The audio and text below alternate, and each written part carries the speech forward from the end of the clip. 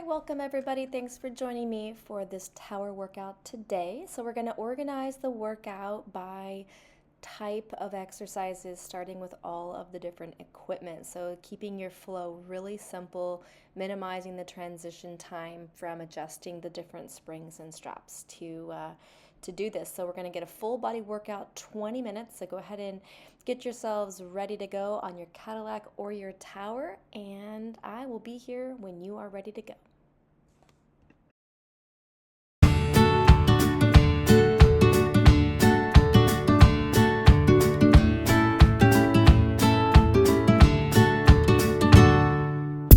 Beginning our workout today, we're going to start with our roll down bar, making sure that it's attached to the front and the top of your vertical frame. Have a seat with long legs stretched out in front with your feet up against the vertical frame. Hang on to the outside of your roll down and then sequentially roll yourselves down until your back's flat. Once flat, draw the bar into your chest 3 times, straightening the arms out and then rounding and rolling your way back up to a seated position. Curling the tail under, really flexing through the spine. And once you're flat, 3 rows, engaging the muscles across the chest and the lats, of course. You can do pressing straight down with the arms as well. Get a little different kind of fire going in the lats. And then round and then roll all the way back up. So we can do that same kind of lat engagement here at the top. Gets the heart pumping a little bit. Same with the straight arms going down. Just making sure that you maintain the wrists in a neutral position.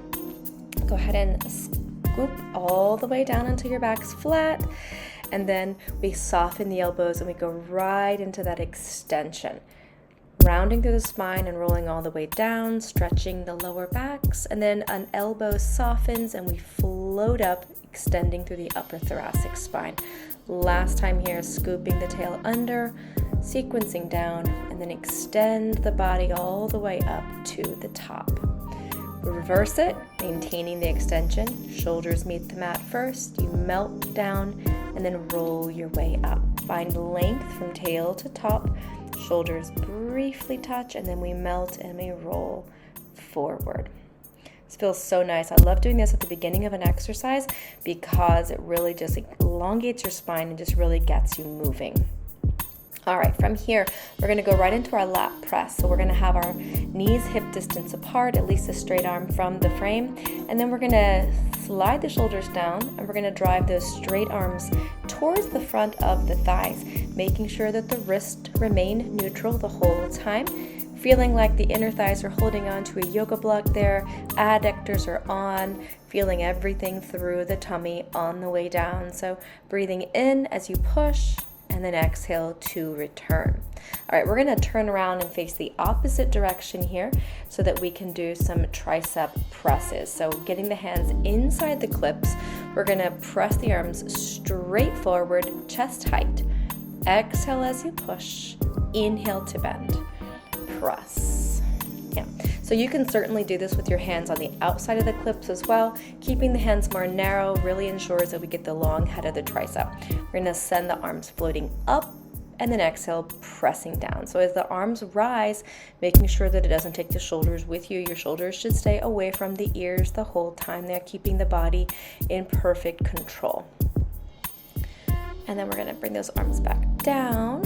And we're going to hold that position, bending the elbows in and carefully coming back out from the bar. So let's go ahead and we're going to change things up here into our airplanes. So you can certainly do the airplane prep, which is going to be a much more easy version of the full airplane. Arms are going to press against the vertical frame. You want to get out until the arms are straight, knees are holding the bar, and we just do this reverse crunch. So it's a great supported way to do a reverse crunch, but it really connects through that deep abdominal muscle, making sure that you stay up at the top where it is still a lot of work. So once you're up there, you still want to stay in a curve. We're definitely not resting on the neck and the shoulders. You are keeping it in the abs. Now adding a little fun, we do a little rotation here at the top. Feel the fire here. So really just engaging those obliques, turning everything on, the internal and the external obliques while the rectus is firing. Okay, lots of variations you can do here. Here is the full lifting up, finding that straight line, and then lift, scoop, and roll down. So I usually have people just hold that float. If the float isn't happening, don't go through the full. Otherwise, float, hinge up, knees to shoulders, and roll your way down. You do that in reverse as well. So we curl up like a ball, lift the kneecaps up, and then our feet are reaching toward the end of the mat as we melt down. Curl in, roll up like a ball, knees go up, float, and gently touch back down to the mat. Final time here, lift, and we reach all the way down, and then just carefully we're gonna take those knees off.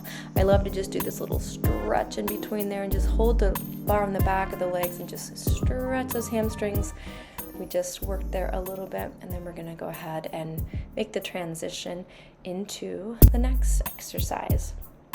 So from here, we're gonna go ahead and tuck the roll down bar on the back side. I always release one of the eye hooks there in the front so we can use it later.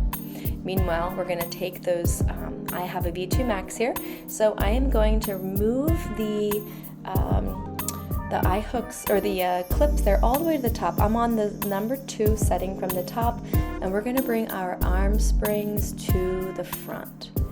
So again, I'm on number 2 on that V2 Max setting, and my arm springs are in the front. Okay, so here we go.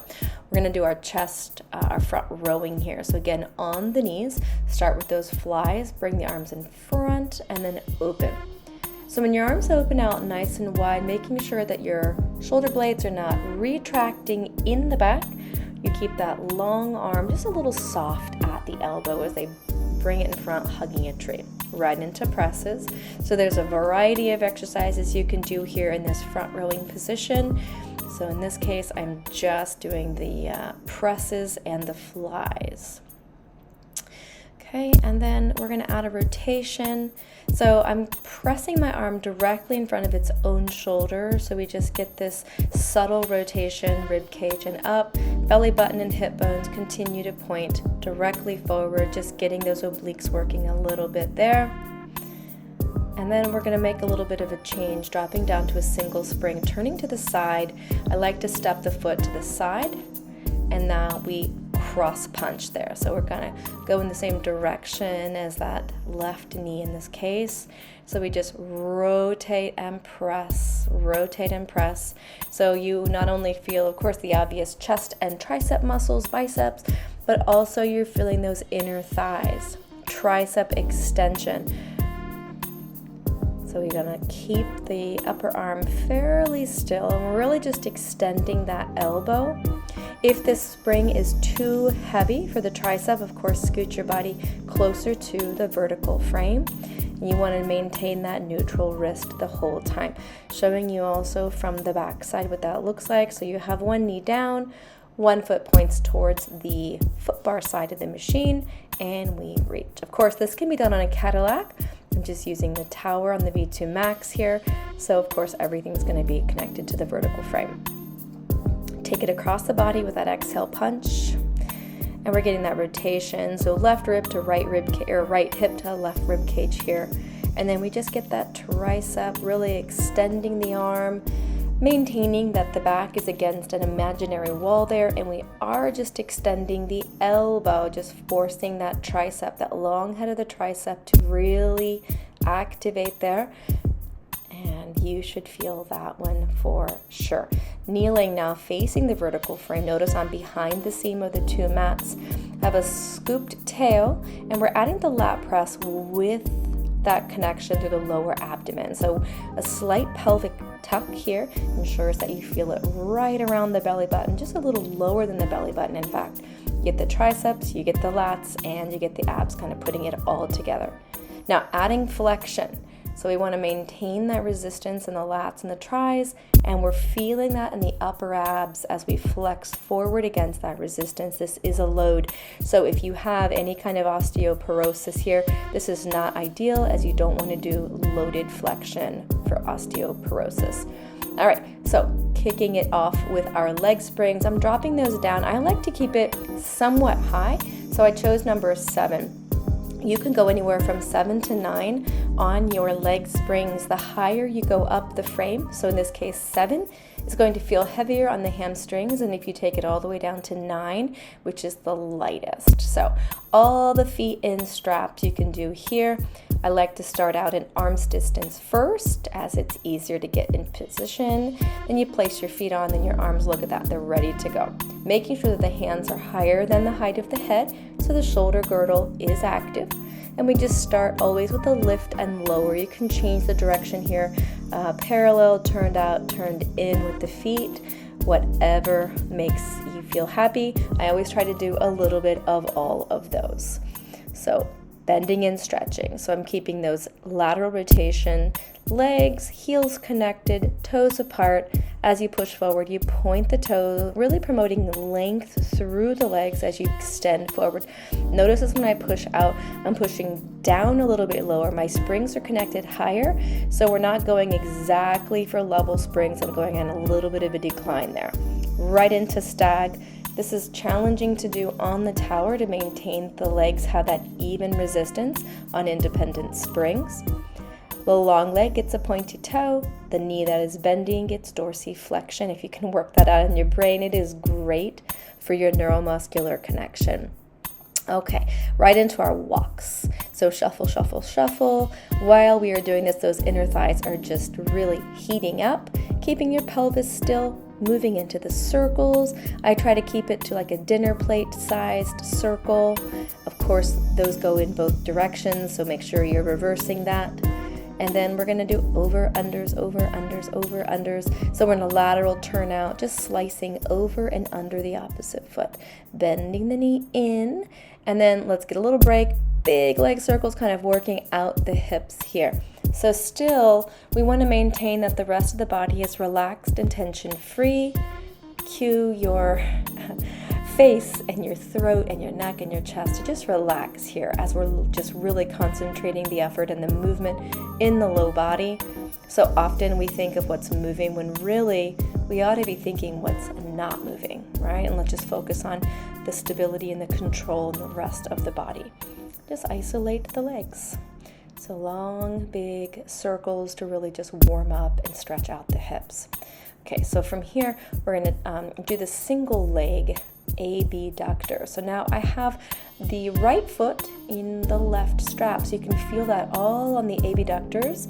My job here is in trying to keep that leg in line with its own hip despite that pulling to the midline.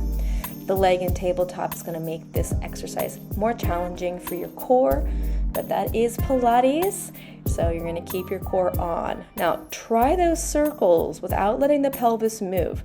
You don't have to go very big. This is small but mighty here on some of these moves. Really just trying to maintain the pelvis in a stationary position while we're just circumducting the hip there with that femur. Okay, and then always giving yourselves a little reward stretch whenever we've done anything, particularly with the hips, because that just really touches everything, the back, the hammies, the quads, all of it, right? And now, of course, we will do the other leg. So in this case, left foot, right strap. So the knee can stay down on the right leg just to get yourself sorted as you begin. And then if that is fine, that's where you'll stay. But if you're able to support your leg in tabletop, then do that so that you get the additional abdominal challenge while you're moving your left. So that outer thigh on your left leg is really working here. So are your deep core muscles, and touching right there on my lower obliques where I can really feel that connection. And bam, starting right into those leg circles. So of course, only going wide because the spring is from the opposite side and it's already tugging you toward the midline. So you're just trying to maintain stillness and control as your leg circles around in that hip. And then here we go, reward stretch. Ah, that feels so nice. The long straight leg is a deeper stretch. If it feels better on your back, bend your knee. They both work and they're both amazing. So do a little bit of each. All right, side développé here is one of my favorites. You lay on your side, ribs, shoulders, and hips are stacked. bending the knee, and then kick it up, pointy toe, straight leg down. So the important thing here is that your knee bends behind the spring. Okay, so we want to get the external rotation of the hip without rolling the pelvis back. I do have my spring attached to the front part of the frame. If you have your spring on the Cadillac and you've connected it to the center, you have to get more extension in the hip. Both are fine. So of course we do both directions here, and then you can just take your foot out of the strap. So flipping over, of course, making sure we do both sides. You let your head rest on your long arm so that it's spacing you an arm's distance from the frame, and then we go up and straight down. So that external rotation, trying to really angle the knee back behind the spring before we push down. In, up, and then exhale down. Bending in. Leg goes up, point, point, point, and then press it down. These are more challenging for the non-dancer community. So many people now have no dance experience, right? So just really concentrate on the external rotation of the hip, as that's going to make everything less painful. If you have low back pain, get the rotation of the hips, stretch them out, and it will make you feel better. Okay, so moving on. We're going to go ahead and attach our blue spring to that empty eye hook on the top where we moved our roll down bar. We're going to connect that push through bar. Okay, so teaser variations here are next. You're going to lay on your back, and then as your arms reach behind you, they should be in the middle of the vertical frame. Let's start with bent knees. Once you see the bar, follow it up and create a long line from hands to hips, and then sequentially rolling down a little and then right back up. So I'm just rolling over that challenging place, that lumbar area, and then you can add any variations you like. Single leg stretch here. The arms long is going to be easier than your hands close to your head. So I'm going all the way down and lifting with the legs on that angle. That is much more challenging, as the legs feel heavier when they're lower. Okay, all the way down. So flipping the hands the opposite direction, and I'm going to scoot back just a little so the bar begins over the chest, and we're going to go into that sit-up combo here. So we're going to just curl through the spine. Think exhale down, inhale up. So we want that exhaling down part, so we really connect with the pelvic floor. That's going to make your abdominals nice and strong and flat, and your low back strong and pain-free. Tabletop legs is exponentially more challenging. So if you need to have your legs connected to the mat, sometimes I offer students the opportunity to do one leg down, but move through variations here. And then just return all the way down. All right, flipping those palms over, overhand grip. I'm just going to cool down here with this thoracic rotation. Pelvis is stationary, knees and feet hip distance. I'm pressing up with one shoulder as I rotate to the opposite elbow. You can do as many as you choose here. I like somewhere around, 5, 6 of those is about all you need. It feels great on the obliques, and it just gives you this beautiful cool down after your abs have been working so much there with some of those teaser exercises. Just do a few on each side, and then we're going to go ahead and sit all the way up. And you made it. Thank you so much for joining me today. I look forward to seeing you next time.